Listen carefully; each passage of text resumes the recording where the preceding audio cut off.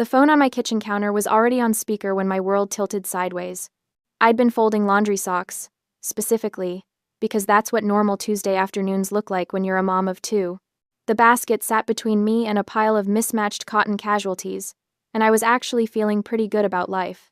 Lucy and Noah were at the table behind me, sharing the good crayons, working on what Lucy called a family portrait that featured everyone with triangle bodies and circle heads. Then Allison's voice cut through the room like a knife through butter. I know you'll understand.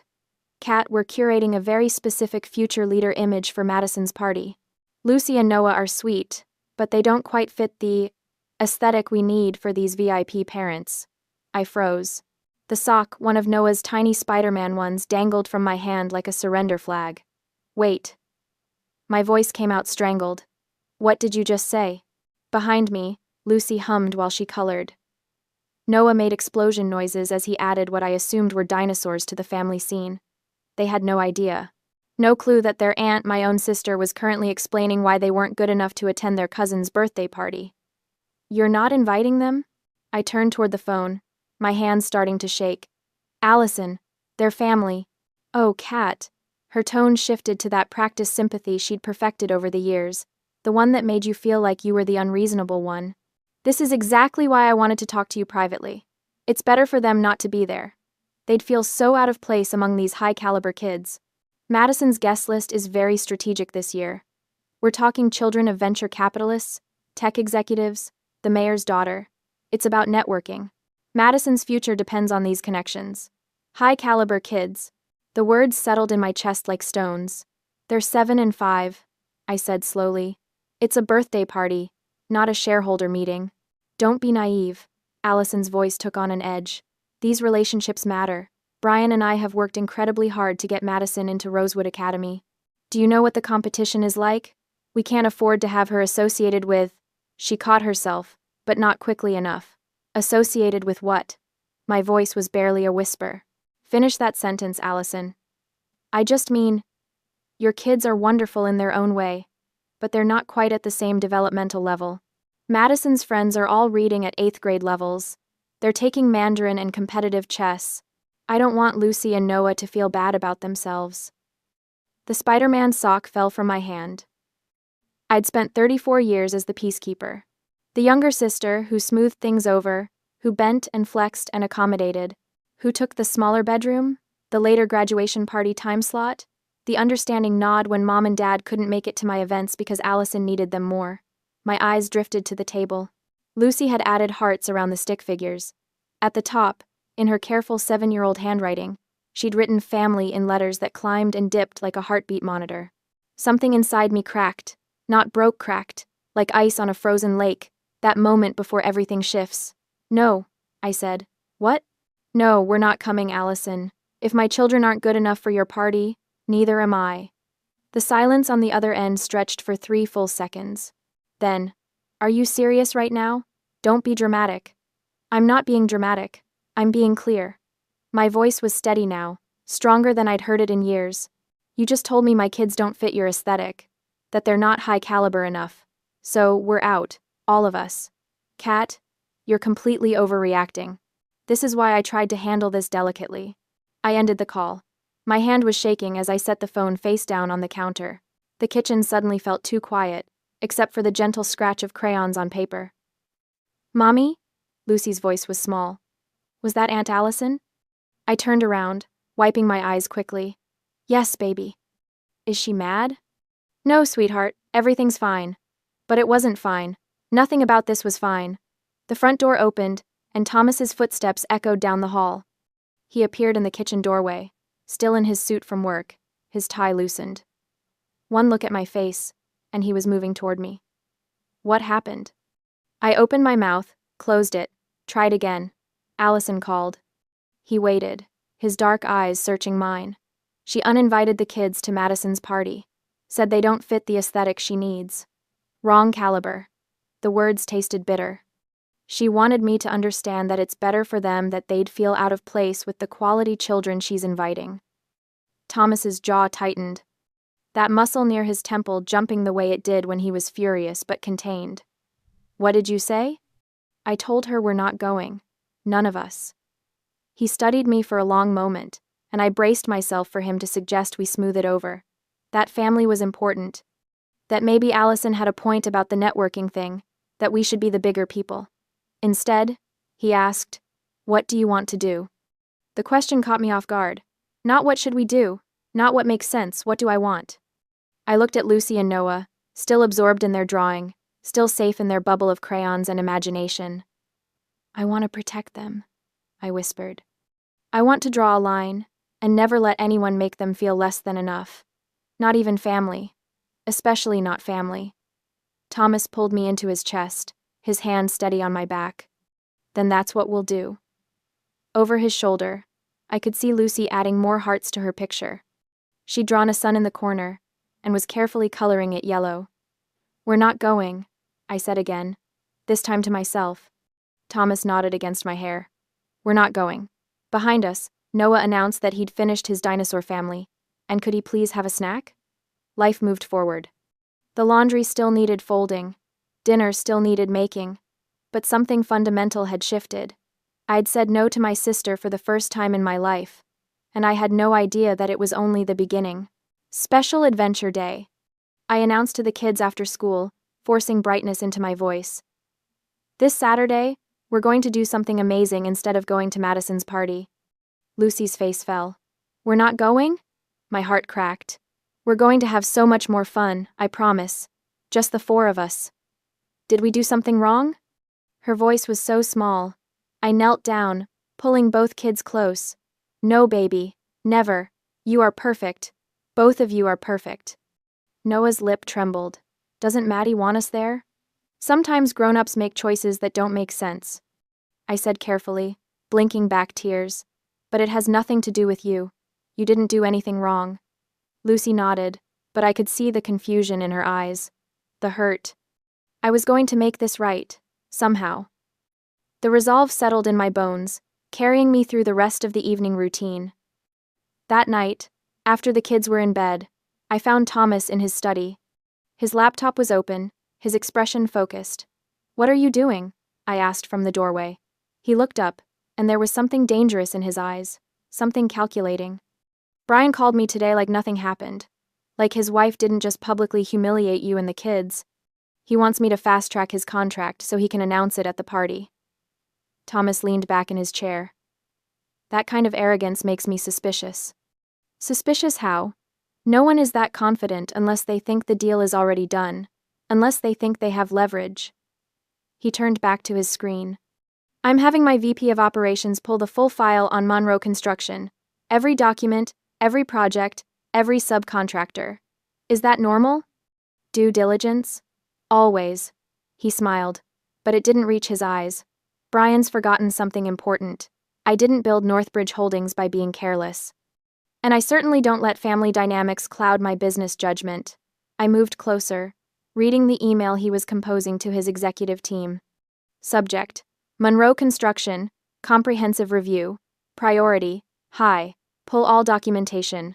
I want a complete audit before we proceed. What are you looking for?" I asked. Thomas's fingers paused over the keyboard. "I don't know yet. But Brian's behavior today, the entitlement, the assumption it doesn't sit right.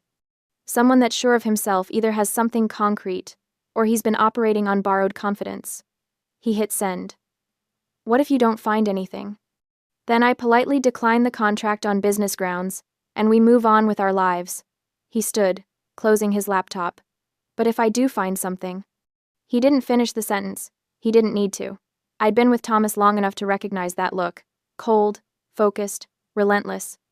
It was the same expression he wore when a competitor tried to undercut him, or a partner tried to manipulate terms. Brian had made a mistake.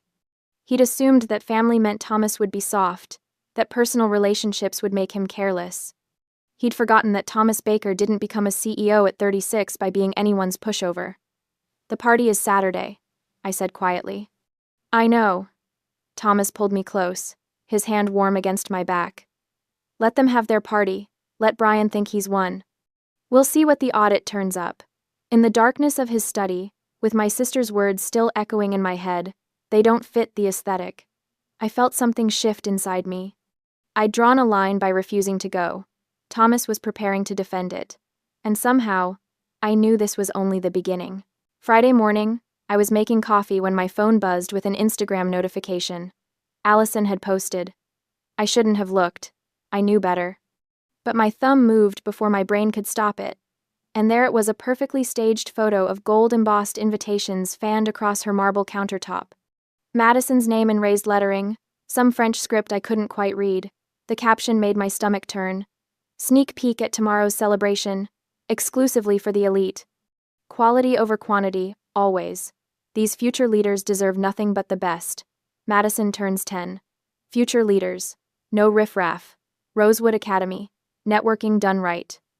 No riffraff. She'd actually typed those words. Hashtagged them. The comments were already rolling in. Mom had posted 3 heart emojis.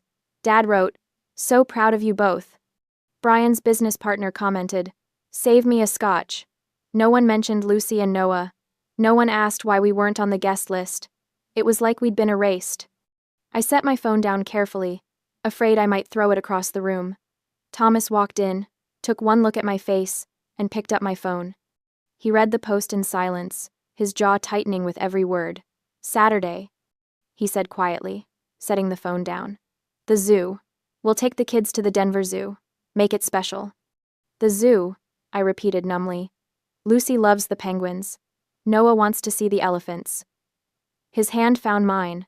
"Let Allison have her perfect party. We'll have something better. Something real." We held on to that promise as the week bled into the weekend, and soon enough, the waiting was over. Saturday morning arrived bright and cloudless, the kind of perfect Colorado day that belonged in a postcard.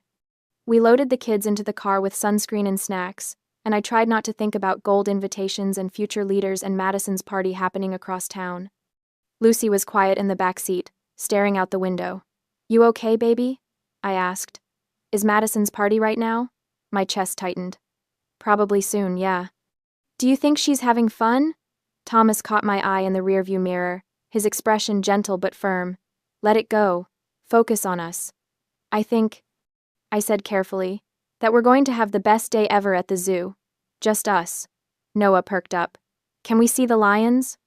"We can see everything," Thomas promised. True to his word, 30 minutes later we were pulling into the parking lot amidst a sea of excited families. The Denver Zoo was packed, families everywhere, kids screaming with joy, balloons bobbing in the breeze. It was chaotic and loud, and completely imperfect. It was wonderful. We started at the penguin exhibit because Lucy wouldn't stop talking about it. She pressed her face against the glass, watching them waddle and dive, her earlier sadness temporarily forgotten. "Look, Mommy! That one's doing a flip!" Noah tugged on Thomas's hand. "Daddy, can penguins fly?" "Not in the air, buddy. But they fly through the water."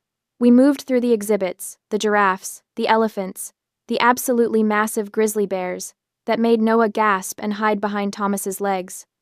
We bought overpriced ice cream that melted too fast. We took terrible family selfies where someone was always blinking. It was messy and sticky and real.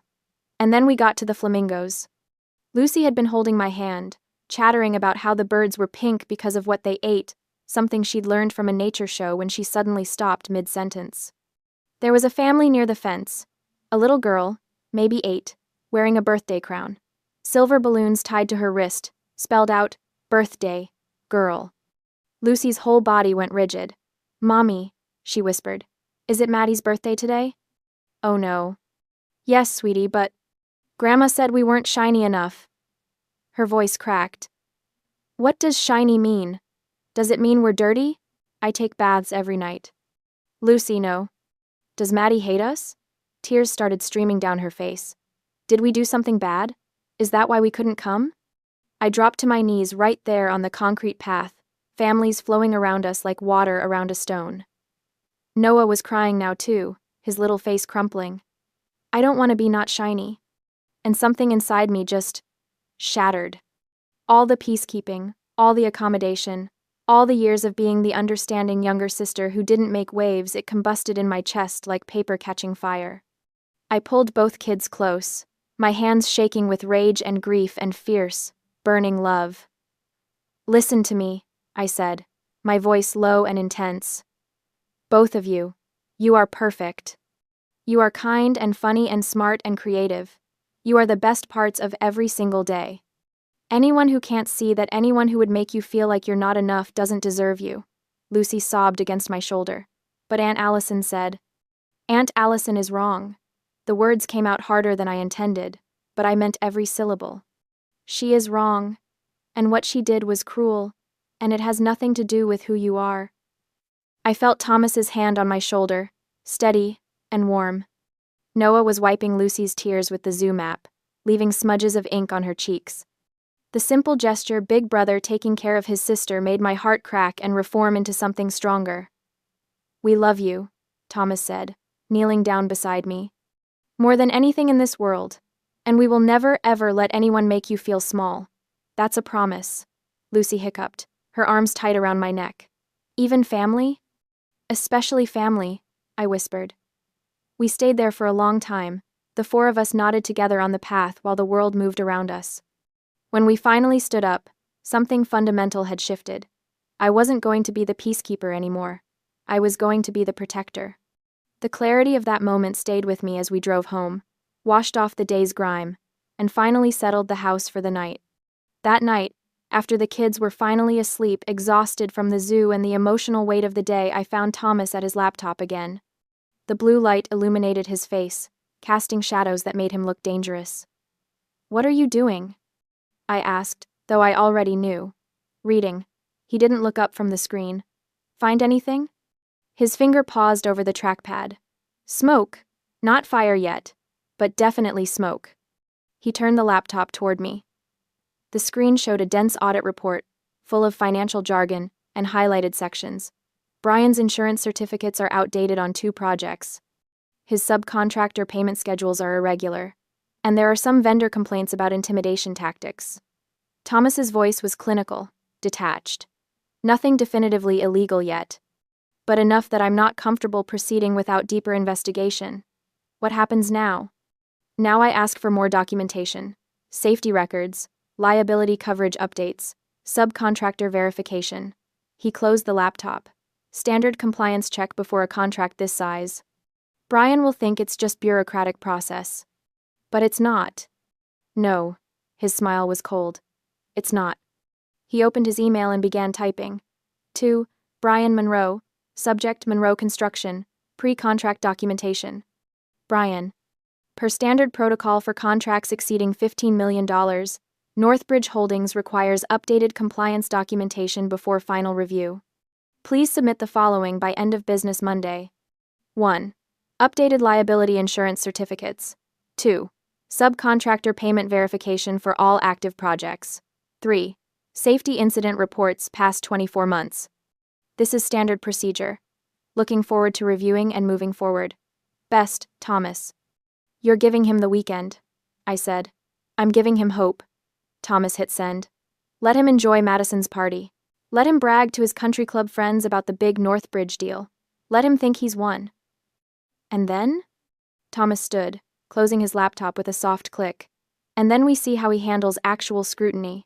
In the darkness of his study, I saw my husband clearly not just the CEO, not just the careful businessman, but the man who'd knelt beside me on a zoo path and promised our children he'd never let anyone make them feel small. They hurt our kids, I said quietly. I know. This isn't just about business anymore, is it? Thomas's hand found mine in the dark. It was always about family, Catherine. Brian just forgot which family actually matters. Upstairs, I could hear Noah's sound machine humming through the monitor. Lucy had probably kicked off her covers again, the way she always did. Tomorrow was Sunday. Allison would probably post party photos Madison with her elite friends, the perfect aesthetic, quality over quantity. But Monday was coming. And with it, consequences. Sunday passed in a blur of quiet tension, a holding pattern before the storm. Monday morning arrived with deceptive calm. I woke up to sunlight streaming through the curtains and Thomas already dressed for work, his tie perfectly knotted, his expression unreadable. Big day?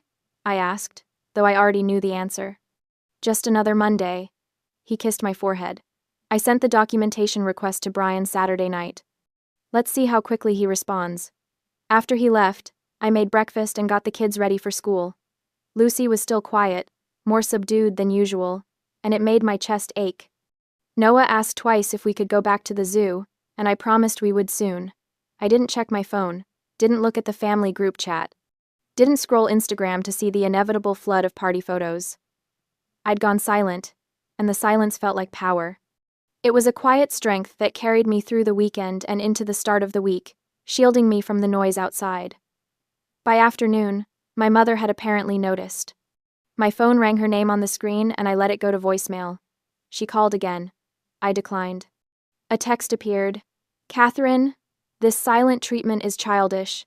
Your sister's feelings are hurt." I stared at the message for a long moment, then set my phone face down on the counter.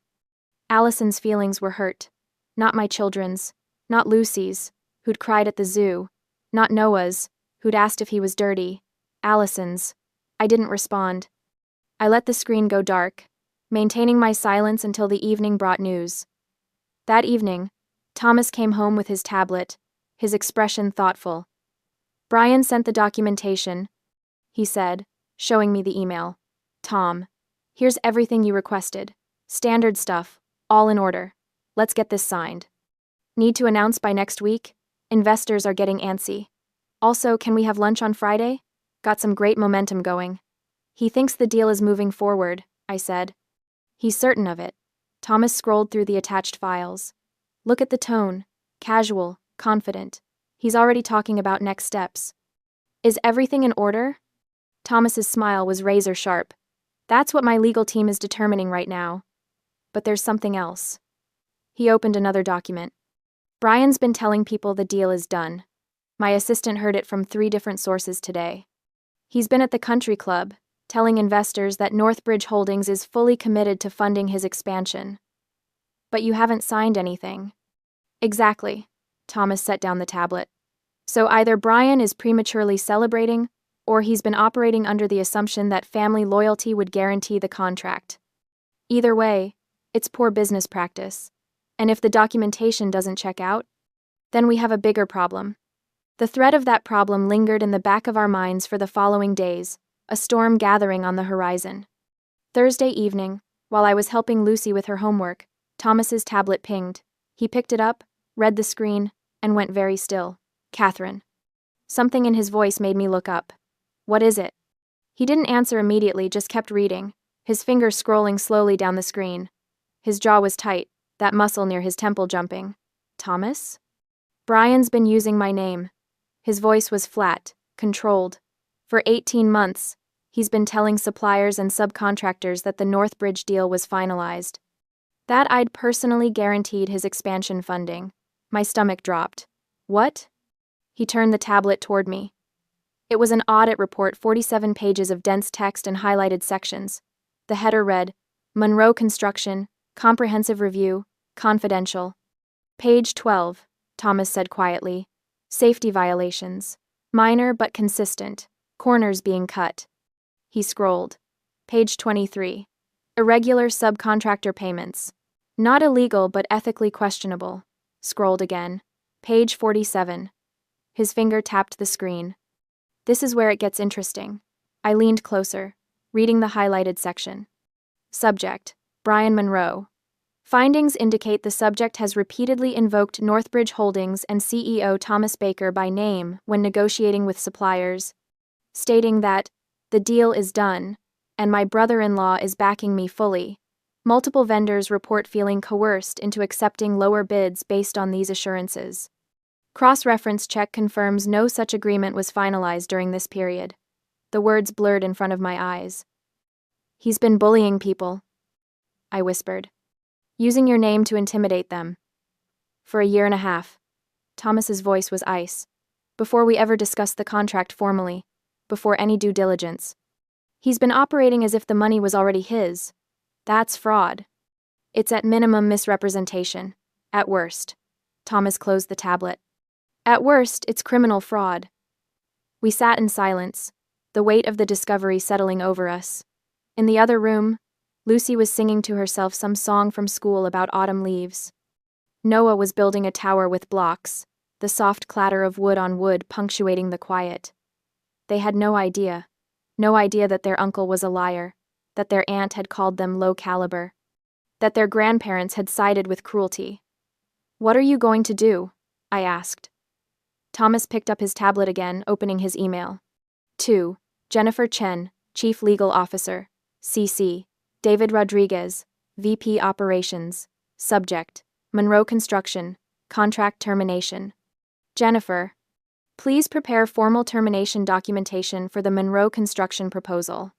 Grounds: material misrepresentation, unauthorized use of company name, and due diligence failures. Full audit report attached. I want a complete legal review by end of business Friday. Do not contact Brian Monroe until I give explicit authorization. SETAR. He hit send. "You're ending it," I said. "I'm protecting my company." Thomas set down the tablet and looked at me. "And I'm making sure Brian understands something important. Family doesn't mean I'm careless. It especially doesn't mean I tolerate fraud. When will you tell him?" "Monday." His smile was cold, calculated. Let him have his weekend. Let him make his plans, tell his investors, celebrate his inevitable success. Thomas stood, straightening his tie. He's going to need the good memories. I watched my husband, this man who'd knelt beside me at the zoo, who'd promised our children he'd never let anyone hurt them, and saw something fierce and protective burning in his eyes. "This is going to destroy his business," I said quietly. "He destroyed it himself." Thomas's voice was matter of fact. "I'm just declining to save him from his own decisions." Through the doorway, I could see Lucy and Noah's family portraits still hanging on the refrigerator. Stick figures with circle heads and triangle bodies, surrounded by hearts. "Family," written in crooked letters across the top. "Monday," I repeated. Thomas nodded. "Monday." And somewhere across town, Brian Monroe was probably celebrating, making calls, confirming investors, planning his big announcement. He had no idea the ground was already crumbling beneath his feet. The trap had been set. Now we just had to wait for it to spring. Monday morning arrived with surgical precision. I sat in my kitchen with a cup of coffee that went cold while I stared at the clock. 10 a.m. That's when Brian's meeting was scheduled. Thomas had left the house at 7:30, his expression unreadable behind his sunglasses. He'd kissed me goodbye, squeezed my hand once, and said nothing about what was coming. He didn't need to. I knew. I didn't have to witness it to know it was happening, though the details would come soon enough. Later, Thomas would tell me everything. How Brian arrived at Northbridge Holdings 15 minutes early, carrying a bottle of champagne in a gift bag. How he'd joked with the receptionist about celebrating. How he'd actually practiced his investor pitch in the elevator, muttering numbers under his breath. Brian thought he was walking into a coronation. He walked into an execution. Conference Room C was on the 14th floor, all glass walls and polished mahogany, the kind of room where million-dollar decisions happened over coffee and handshakes. Brian strutted in at exactly 10 a.m., his smile wide and confident. Then he saw the welcoming committee. Thomas sat at the head of the table, perfectly still. To his right, Jennifer Chen, Chief Legal Officer, her expression professionally neutral. To his left, Marcus Webb, Head of Risk Management, holding a tablet and wearing the kind of face that delivered bad news for a living. Brian's smile flickered. "What's with the welcoming committee? I thought this was just us, Tom." "Have a seat, Brian." Thomas's voice was arctic calm. Brian sat, but his hands were already fidgeting with his tie. "Is something wrong? Did legal find an issue with the paperwork? I can get revised documents by..." Thomas slid a manila folder across the table. The sound of paper on wood was deafening in the silent room. "Monroe Construction. Audit findings," Thomas said. 47 pages. "I recommend starting on page 12. Brian's laugh came out nervous, strangled. "What is this? Tom, we don't need a formal audit like this.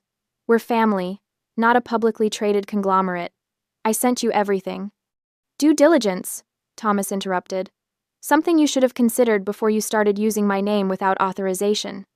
The color drained from Brian's face. "What are you talking about?"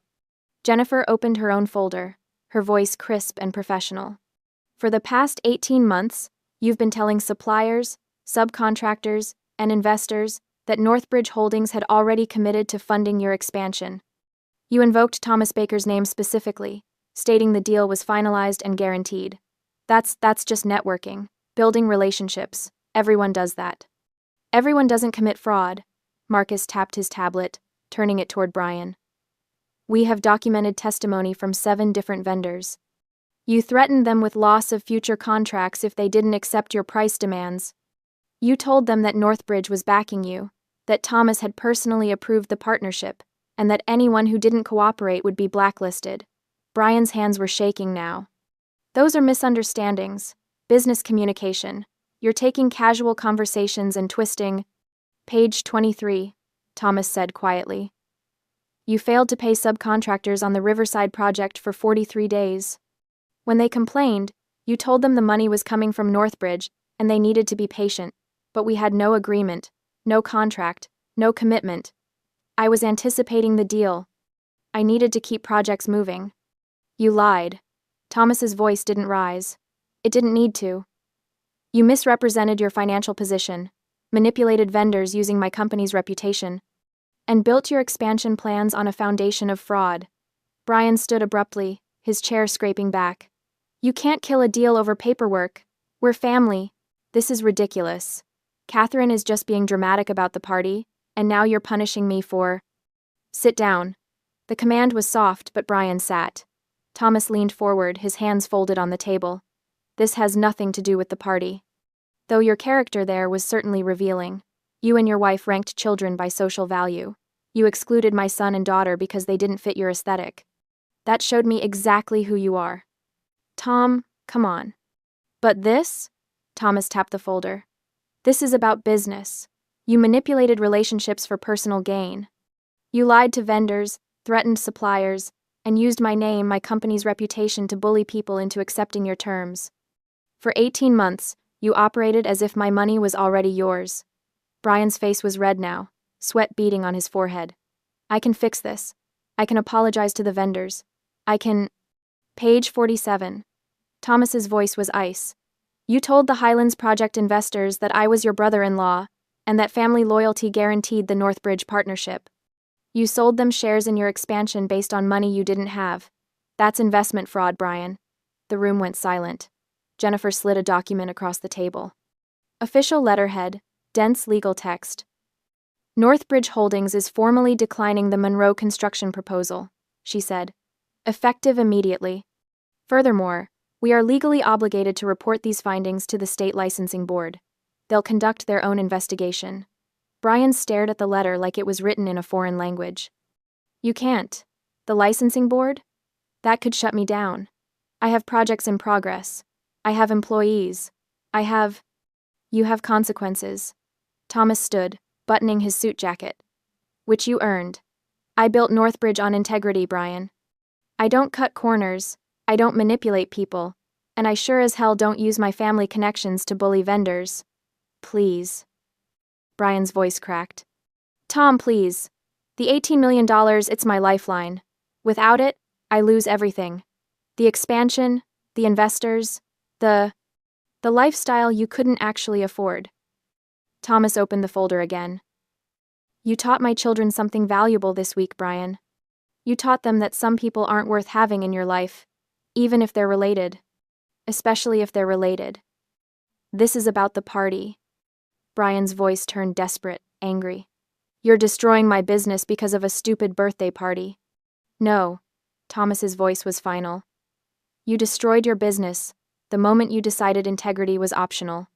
I'm just declining to save you from your own decisions. He walked to the door, paused, looked back. The champagne was a nice touch, though. Very presumptuous. Thomas left. Jennifer and Marcus followed, taking their folders and tablets and the smoking ruins of Brian's future with them. Brian sat alone in conference room C, staring at the termination letter, the bottle of champagne sweating condensation onto the mahogany table. While he sat in the wreckage of his arrogance, my day continued with the rhythmic normalcy of household chores. My phone rang at 2:30 that afternoon. I was folding laundry, the same basket of mismatched socks that had been there when Allison first called. The symmetry wasn't lost on me. Allison's name flashed on the screen. I let it ring 4 times before answering. Catherine. Her voice was shaking with rage. What did you do? I'm doing laundry, I said calmly. What's up? Don't play innocent. Brian just got home. Her voice broke. You ruined us. Thomas destroyed his business. Over what? Over a birthday party? I didn't ruin anything, Allison. I stayed home and had pizza with my kids. You turned your husband against us. Brian is losing everything, the expansion, the investors, the licensing board is investigating him. Do you understand what you've done? I sat down slowly, the sock in my hand forgotten. What I've done? My voice was steady, calmer than I'd ever heard it. I drew a boundary. I said my children weren't going to be treated like they were worthless. That's all I did. This is insane! You're destroying our family over hurt feelings. No, the word came out sharp. You destroyed it when you called my kids low caliber, when you told me they didn't fit your aesthetic, when you publicly hashtagged no riffraff, like they were trash you were keeping out of your perfect party. It was just a party. And this is just business. I stood, walking to the window. Brian lied to vendors. He used Thomas's name to bully people. He committed fraud, Allison, for 18 months. Thomas didn't ruin him. Brian ruined himself. He was trying to build something. He was trying to give Madison opportunities. By cutting corners? By lying? By manipulating people? My voice rose despite myself. You both played games with people's dignity. Turns out Thomas doesn't play games. Catherine, please. Her voice shifted to pleading. Talk to Thomas. Make him stop the licensing board investigation. We can fix this. Brian can apologize. No. The word hung in the air. What? No, I repeated. I'm not fixing this. I'm not smoothing it over. I'm not being the peacekeeper who bends and accommodates and pretends everything is fine when it's not. You made your choices. Brian made his. Now you get to live with them. You're really going to let your sister lose everything? You were really going to let my children think they weren't good enough? I countered. That they were too low class for your aesthetic? That they were riffraff? Silence. That's what I thought, I said quietly. Goodbye, Allison. Catherine, wait. I ended the call. And then, for the first time in my life, I blocked my sister's number. The action felt monumental, like closing a door that had been swinging open in the wind for 34 years, letting in cold air and criticism, and the constant demand that I be smaller, quieter, more accommodating. I blocked my mother's number next, then my father's. The silence that followed was deafening, and absolutely, perfectly freeing. I sat in that freedom as the afternoon wore on, watching the light change until the sound of a car in the driveway signaled the end of the workday. That evening, Thomas came home to find me in the backyard with the kids. Lucy was on the swing set, Noah was digging in the sandbox, and I was sitting on the porch steps with a glass of wine, watching the sunset paint the sky pink and gold. He sat down beside me, loosening his tie. How'd it go?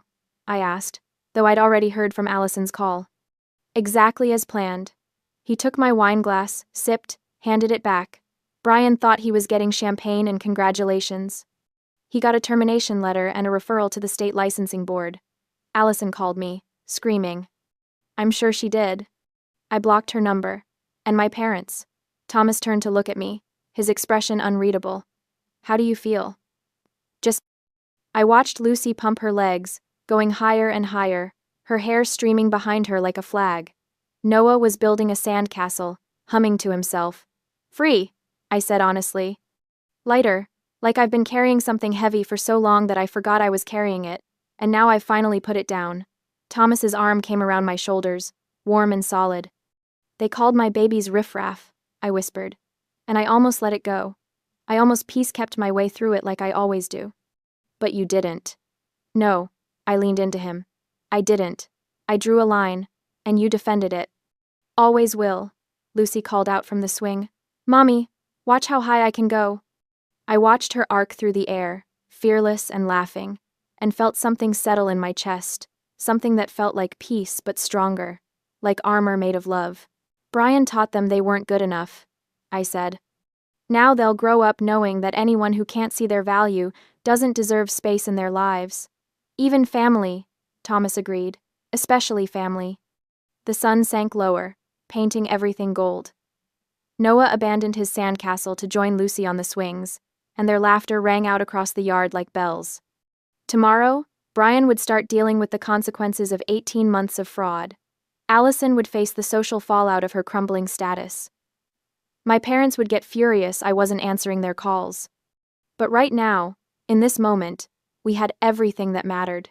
Dignity, boundaries, peace, and a family, our real family, that knew what love actually looked like. 3 months later, autumn had turned the Denver trees into flames of red and gold, but an unseasonably warm spell had gifted us a final taste of summer. I stood in my backyard on a Saturday afternoon, watching Lucy and Noah shriek with joy in the inflatable pool we'd dragged back out of the garage.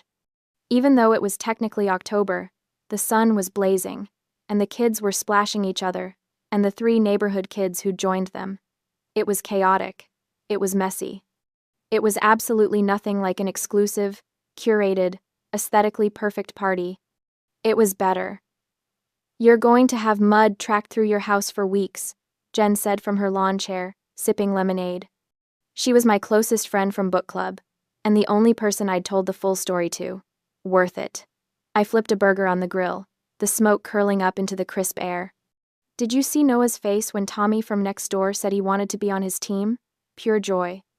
That's what parties should look like."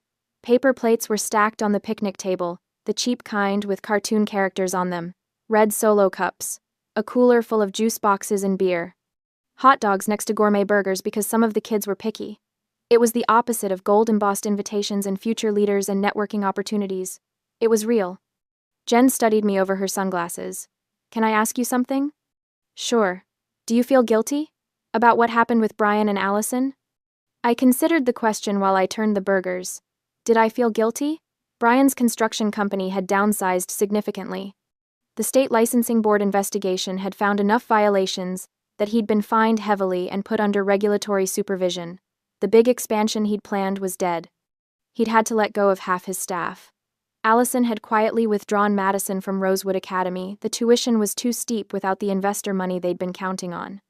Madison was at public school now, the same one Lucy and Noah attended. The exclusive social circle Allison had fought so hard to cultivate had evaporated when her financial status changed. Turns out those VIP parents were more interested in networking opportunities than actual friendship. The Instagram posts had stopped. No more hashtags about elite gatherings or future leaders. The last post I'd seen from a mutual acquaintance's story showed Allison at a grocery store in jeans and a ponytail. No designer dress. No perfectly curated aesthetic. Just a tired woman buying milk. "No," I said finally. "I don't feel guilty. Brian committed fraud. Thomas didn't make him do that. And, Allison," I paused, watching Lucy help one of the younger kids climb into the pool. Allison made choices about what kind of person she wanted to be.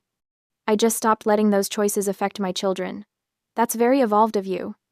I laughed. 3 months ago, I would have been drowning in guilt.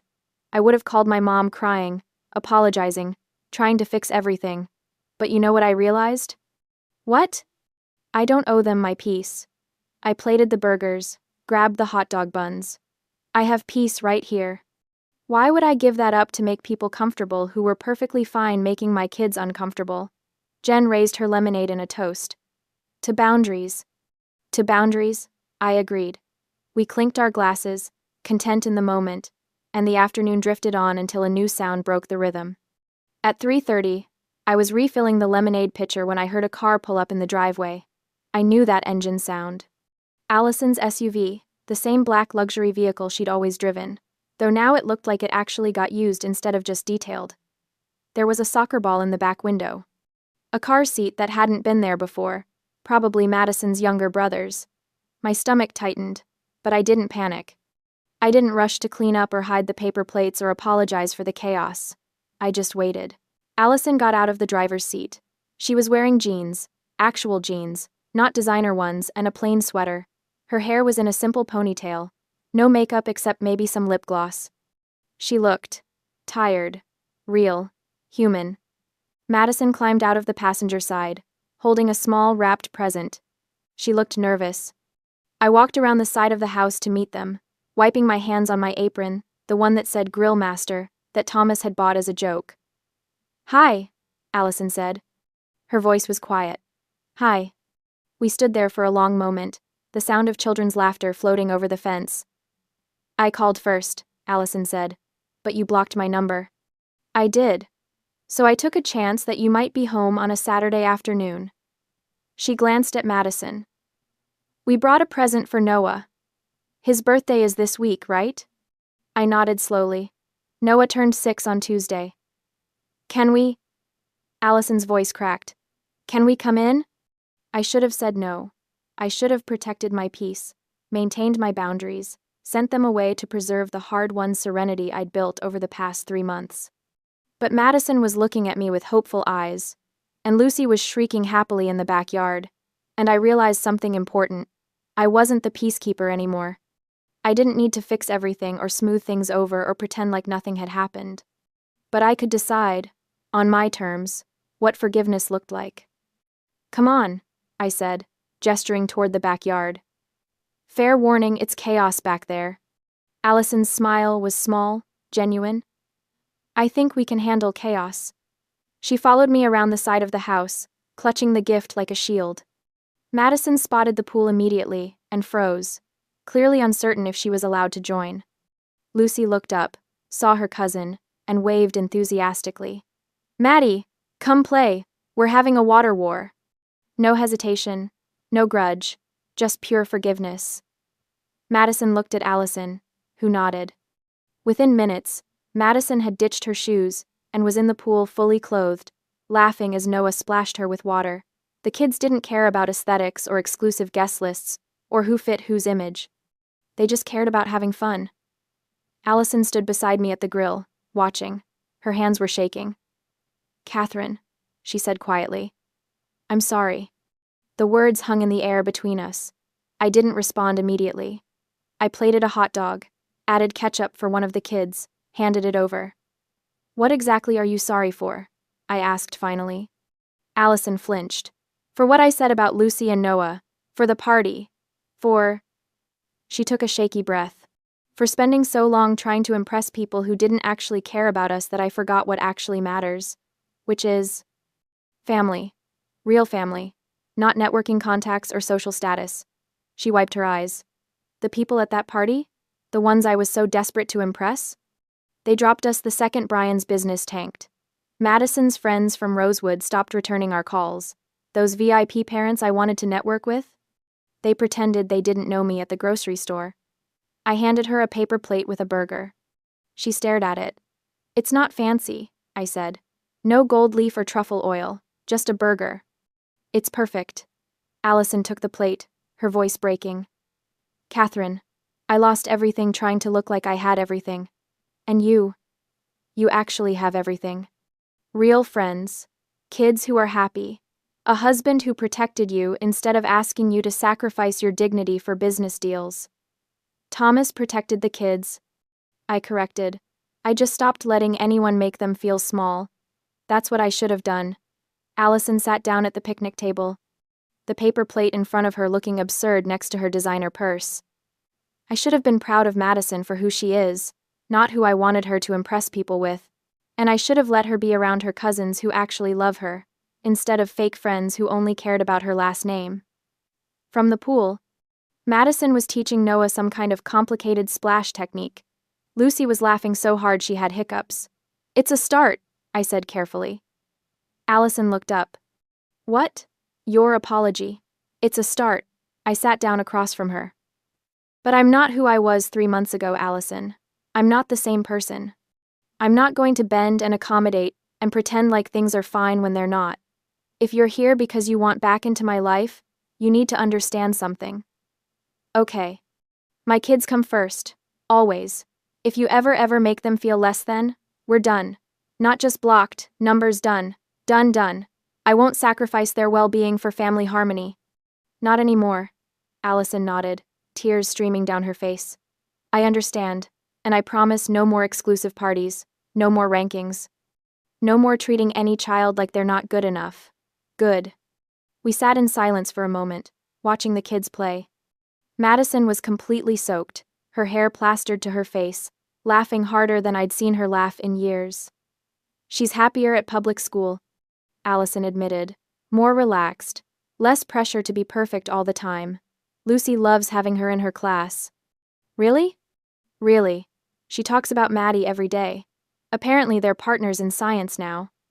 Allison's smile was watery but genuine. I missed 3 months of that. 3 months of my daughter being actually happy because I was too proud to admit I was wrong. You're here now. Am I? Allison looked at me uncertainly. Are we okay?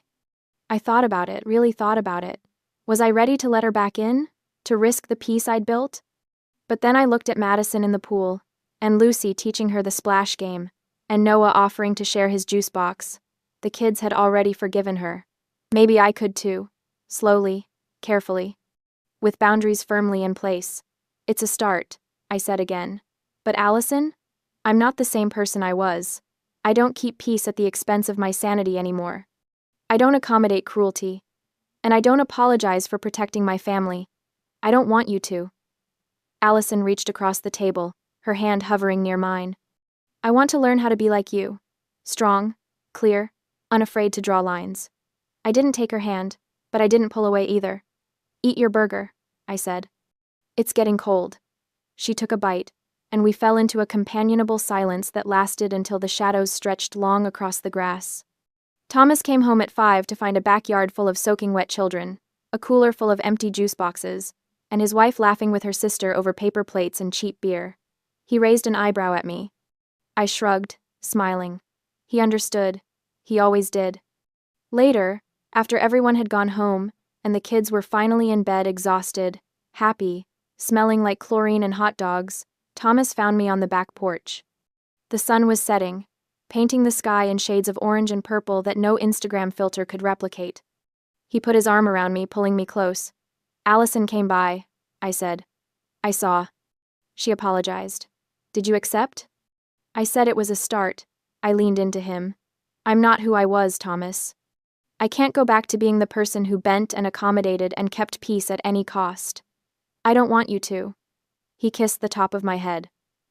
I like who you are now. Strong. Clear. Unafraid. I learned from the best. We sat in comfortable silence, watching the sky fade from orange to purple to deep blue. Brian's business survived, Thomas said eventually.